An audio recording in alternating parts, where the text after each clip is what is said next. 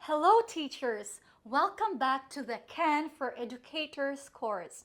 In this video, we will discuss different ways in which you can implement Can Academy in your classrooms. But first, let's talk about what you can expect from this lesson, as well as some important reminders that we have for you as you complete this part of the course. This lesson contains a mix of videos and articles that have been designed to answer some of the most fundamental questions that you may have about implementing Khan Academy. Questions like, how can I use Khan Academy in the classroom? How do I motivate my students to use Khan Academy? And lastly, how do I keep my students engaged in learning through Khan Academy? We are confident that after watching the videos and reading the articles we have prepared for you, you will be able to find answers to these questions. However, please note that implementing Khan Academy can be unique to each classroom. While the implementation models included in this lesson have been proven effective for many teachers, it is you who will best know which model will work for your classroom. We highly suggest that you watch all the videos and carefully read all the articles so you can make an informed decision. Let's now go through an overview of different implementation models for using Khan Academy. You'll find more detailed information about each of these models in its accompanying article.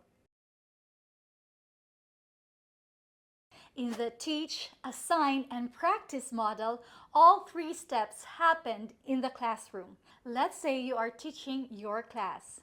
As a first step, you can teach the topic and introduce the concepts to students as you normally would. As an option, you can also use videos available on Khan Academy to supplement your teaching. This will depend on the availability of internet and devices in your school.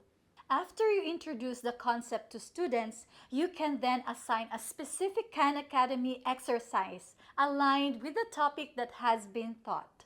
The students then take time in class to practice Khan Academy exercises. Many teachers conduct this part of the class in the school computer lab to make sure that devices are available for students to use. With this implementation model, we recommend that you allot at least one full math period in a week for using Khan Academy. This ensures that each of your students gets at least 30 minutes of engaged practice on the Khan Academy platform each week.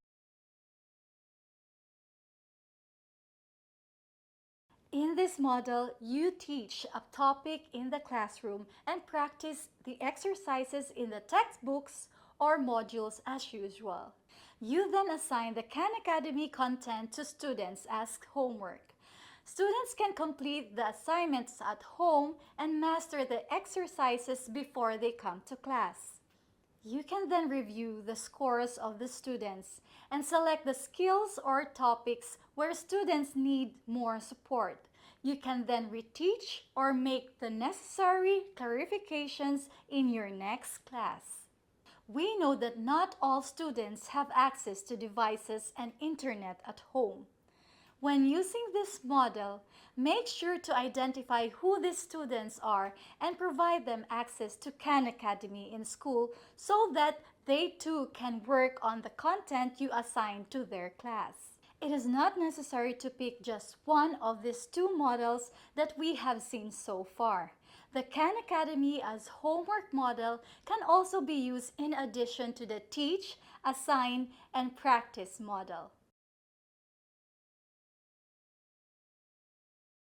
Did you know that Khan Academy is also an amazing tool for remediation and that it can be used as a reviewer for tests and exams? As teachers, our responsibility is to ensure that the entire class is progressing, with each of our students learning at different levels and paces. Differentiation can sometimes be overwhelming for teachers.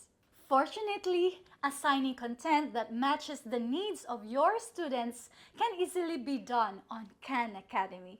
Similarly, when using Khan Academy to review for tests and exams, you can assign a mix of new and older skills or exercises so that students are constantly reviewing old topics while also learning new ones.